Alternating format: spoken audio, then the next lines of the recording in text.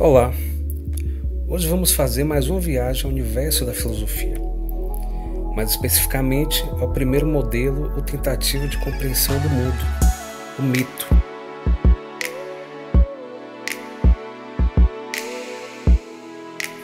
O homem sempre teve a necessidade de compreender o mundo à sua volta. A principal característica dos sapiens em sua trajetória da condição animal até o ponto em que nos encontramos agora é a capacidade de fazer perguntas. Nem sempre as perguntas que afligiam e superavam a capacidade de entendimento das pessoas podiam ser respondidas fazendo uso da ciência ou da filosofia. É neste cenário que surge o mito, a consciência mítica ou, como eu prefiro chamar, o pensamento simbólico.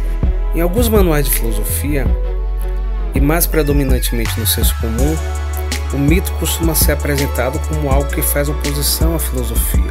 Contudo, se observarmos essa questão com mais atenção, perceberemos que o mito acaba cumprindo uma função muito parecida com a da filosofia, a de ordenar a realidade. No mundo grego arcaico, o mito servia para explicar os fenômenos naturais, a origem das coisas e os sentimentos humanos. Também tinha um propósito pedagógico, pois, para além de narrativas que eram passadas oralmente de geração em geração, era utilizado para educar as crianças, que deveriam se inspirar no comportamento dos heróis presentes em narrativas como a Ilíada e a Odisseia. Antes do nascimento da filosofia, a cultura grega era sustentada por a tradição oral, na qual os poetas tinham um papel fundamental. Dois destes poetas se destacam como formadores da visão de mundo predominante e a difusão de valores. São eles Hesíodo e Homero. Hesíodo, pastor de ovelhas, um homem acostumado à vida no campo e poeta, é o responsável pela Teogonia, uma narrativa que descreve o percurso do caos até o mundo organizado. Nesta obra, ele fala sobre o nascimento dos deuses e suas sucessivas gerações e da criação do mundo. Na Teogonia, já encontramos elementos próprios da filosofia, como a noção mítica da verdade. A diferença é que, em Hesíodo, a verdade aparece como revelação dos deuses, a aletheia. A verdade, neste caso, não era produto da razão pensada, mas sim um fruto da experiência com o sagrado, onde as deusas musas, filhas de Zeus e Mnemosine, deusa da memória e da linguagem, revelavam a verdade aos homens. O mundo, na obra de Hesíodo, é um conjunto inesgotável de teofanias, ou seja, a manifestação dos deuses em todos os lugares, coisas e pessoas. Já Homero é o poeta heleno mais importante. Da mesma tradição de Hesíodo, de narrativas transmitidas oralmente e cantadas, é o responsável por duas obras essenciais para a construção da cultura grega, a Ilíada e a Odisseia. Nessas duas obras, os homens são orientados, punidos e, por muitas vezes, interagem com os deuses. Embora o discurso homérico seja carregado de elevadas discussões, principalmente no poético e moral, não existe uma dissociação entre mito e logos.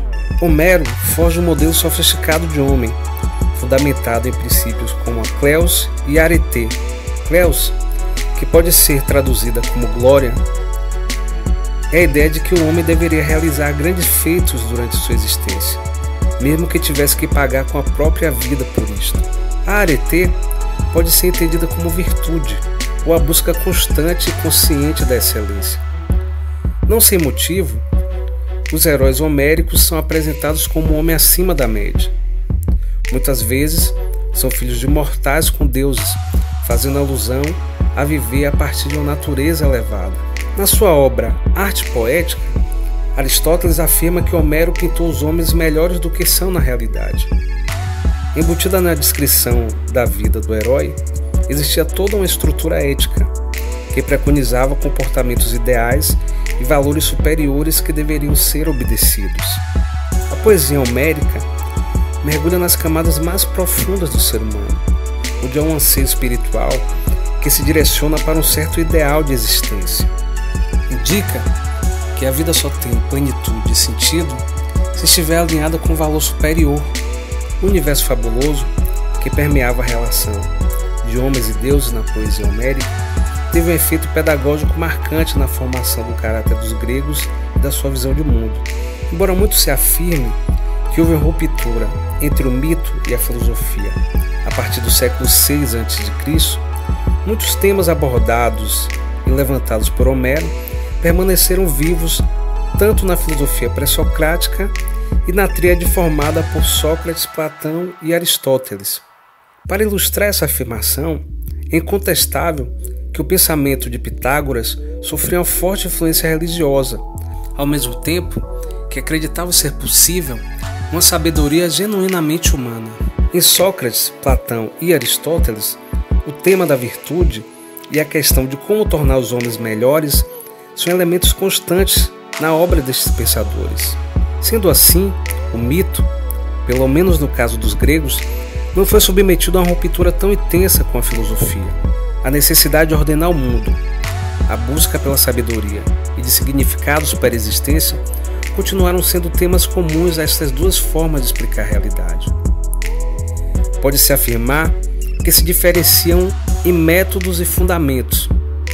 Enquanto o mito era uma narrativa sobre o mundo que se realizava a partir da revelação dos deuses, a filosofia se construiu como discurso pelo apreço do argumento e o combate de teses contrárias. O mito se funda no sagrado. A filosofia encontra seu terreno de atuação na crítica, na análise e no escrutínio ilimitado em relação a tudo aquilo que produz estranhamento no espírito humano. E assim terminamos. Inscreva-se no canal. Eu aguardo você para o nosso próximo encontro com a filosofia. Um forte abraço.